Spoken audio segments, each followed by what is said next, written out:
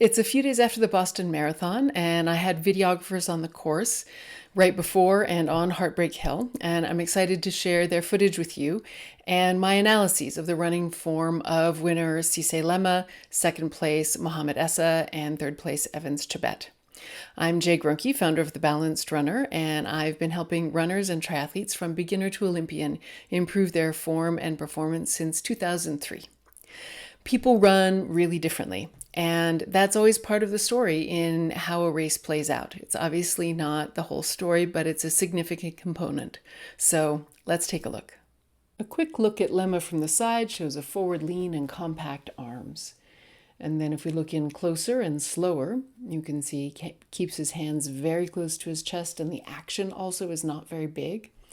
And his hands do not come to his midline, which is significant for a couple things. It usually means lifting the chest, which we can see that he does a bit towards toe off. And it also usually means a narrow gait. And that's where this story gets really interesting. But let's take a moment now to look at that from the front and see that indeed the hands are falling quite short. The upward swing is quite short of midline. And when we can see his feet clearly in a sec, they're not exactly in a line, but closer together than his hip joints, although his knee alignment is really pretty nice. So you can see then, if we go back to the slow motion footage, watch the stripe down the side of his shirt and shorts. You'll be able to see his core action, so the counter rotation of upper and lower body, and you'll see it's not huge. And there's actually the really interesting movement is of the pelvis just before toe off. So if we go back, you can see that as he approaches toe off, there's a strong forward and downward movement of his left hip.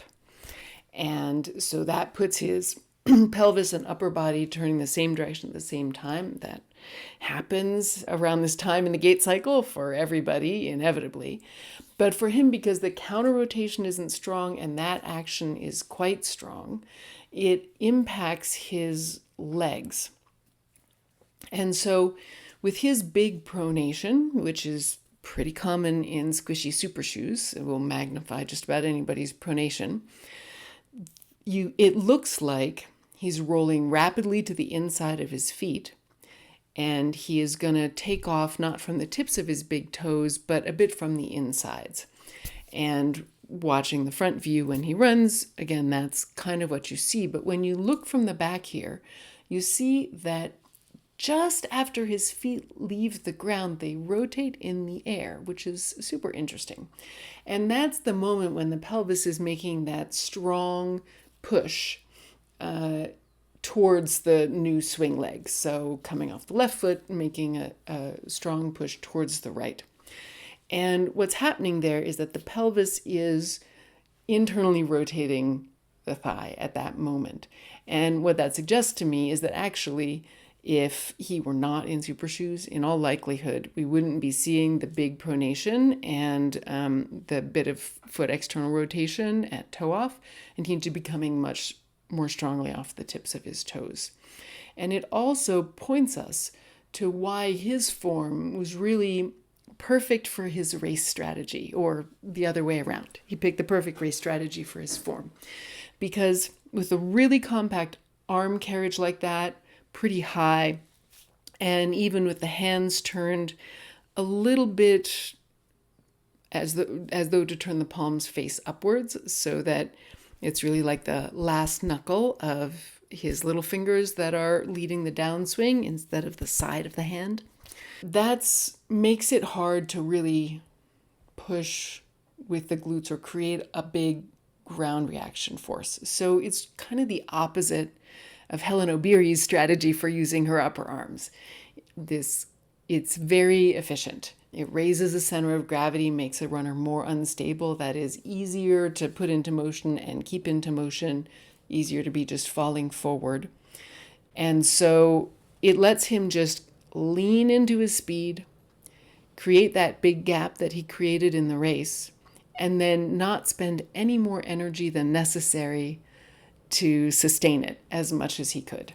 which indeed was how he ended up winning the race. That gap closed, but there wasn't enough time for the runners behind him to catch him before the finish line. And so this race strategy of his, like surprising as it was, really suited him perfectly. Sometimes when I do these analysis videos, people wonder what I would see if I analyze their running form. And so I just wanted to take a sec before we go on to look at Esa and Chebet to let you know that you can book a video analysis with me. The link is down in the description below. Now let's take a look at Evans Chebet in the yellow, who is not looking as smooth as usual. So if you compare him to Career in the red and black next to him, you'll see that his head is bobbing around a lot, but it's not just that it's bobbing around, it's that movement is asymmetrical and the rhythm is also uneven. And it's not super consistent what he does with his head, which lets us know that there's really something going on or has been in the past.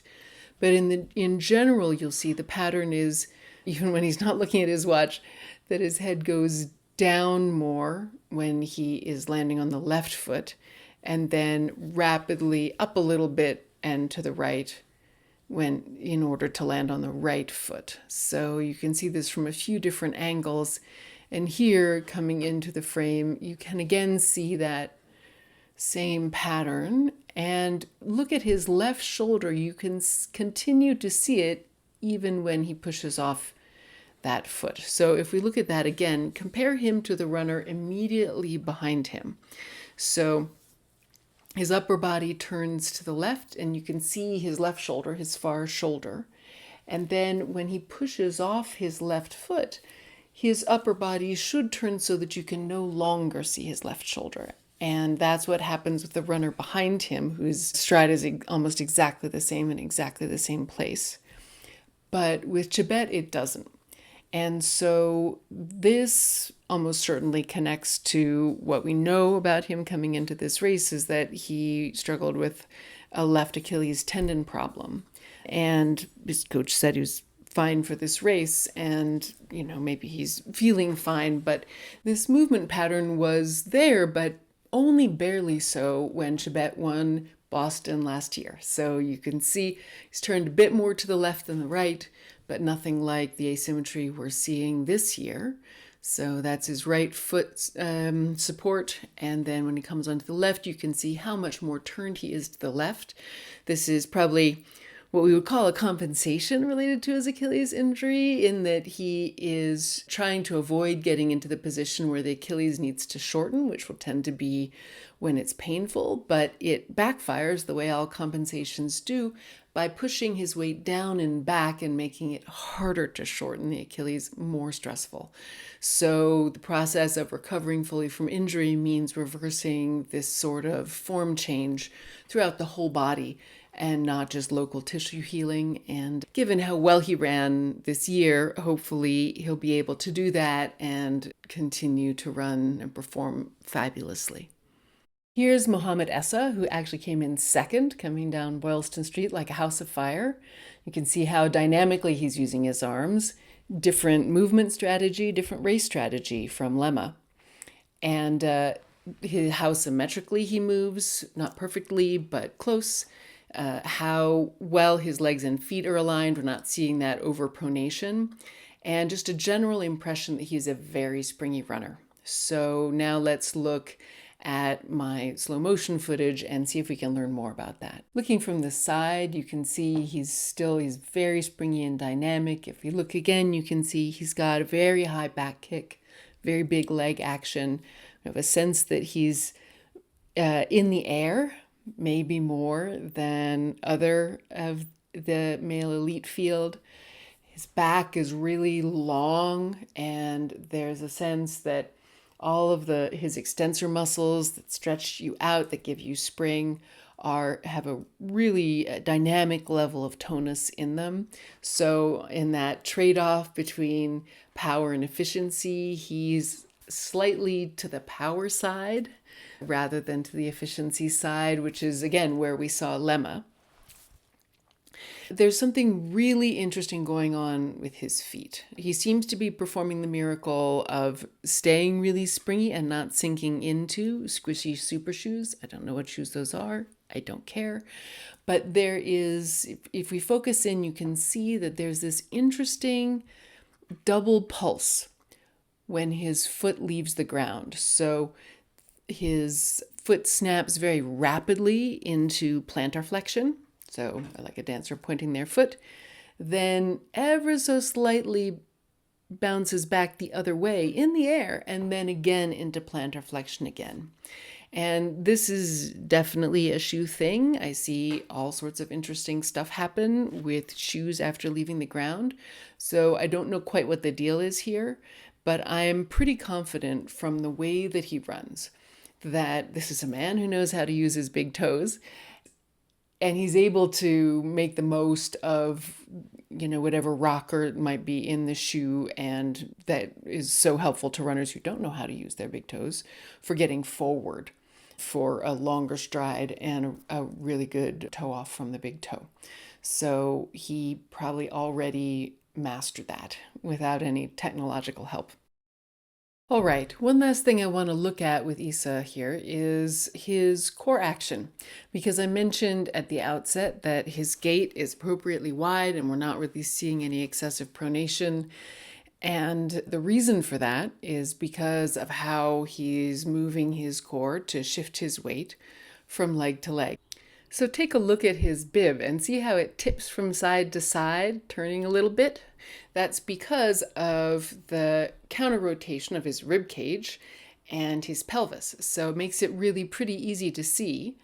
You can see his chest is turning now in this close-up, and then you can see at the bottom, to either side of the bottom of his bib, that his pelvis is also moving.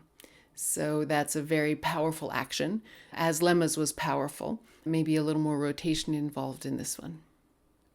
And now finally, let's just look at how this core action shifts his head into a relationship with the leg that he's about to land on each side, so that his body weight moves over there and he doesn't have to bring his feet to midline, and his knees don't also swivel inwards and cause overpronation and all the things that can go wrong there. So here's his right foot strike. And then you can see his head is vertically aligned with his right foot, and then his left foot strike. And you can see his head is vertically aligned with his left foot. And that again is made possible by the rotation and also tipping. So it's a spiraling action of his spine, of his torso. And there you have it. I hope that was valuable to you and you've learned something that's going to help your own running. If you're interested in the running form of Helen Obiri, the women's winner, and Sharon Lokady, who came in second, you can find my analyses of their form from the New York City Marathon last year and the year before, respectively, and they are in the Elite Running Form Analysis playlist that I have linked for you here. And please shoot me your questions in the comments below. I will field as many as I can in the weeks after this race. I'd love to hear from you. Thanks so much for watching, and may all your running dreams come true.